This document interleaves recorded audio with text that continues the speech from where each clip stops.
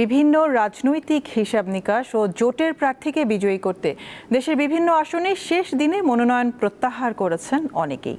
কাল প্রতীক পাওয়ার পর প্রচার শুরু করবেন চূড়ান্ত প্রার্থীরা। বরিশালের ৬টি সংসদীয় আসনে মোট ৪৩ জন মনোনয়নপত্র প্রত্যাহার করেছেন। বরিশাল ৫ সদর আসন থেকে সরে দাঁড়িয়েছেন জামায়াতে ইসলামের প্রার্থী মোয়াজ্জেম হুসাইন হেলাল। রাজশাহীর ৬টি সংসদীয় আসনের মধ্যে ২টি থেকে ৩ জন প্রার্থী মনোনয়নপত্র প্রত্যাহার করেছেন।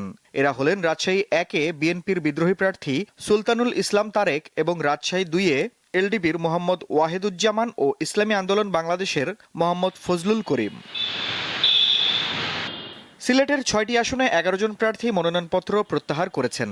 সিলেট জেলা প্রশাসন জানিয়েছে, শেষ দিন বিএনপির ১ জন, এনসিপির ৩ জন, জামায়াতের ৩ জন, খেলাফত মজলিসের ২ জন ও গণ অধিকার পরিষদের ১ জন প্রার্থী মনোনয়নপত্র প্রত্যাহার করেন।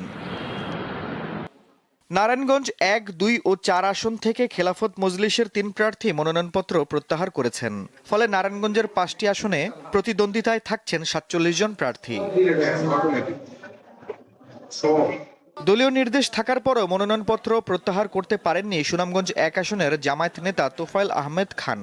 সমর্থকরা দলীয় কার্যালয়ের ভিতরে আটকে রাখলে তিনি নির্দিষ্ট সময়ের মধ্যে রিটার্নিং অফিসারের অফিসে যেতে পারেননি।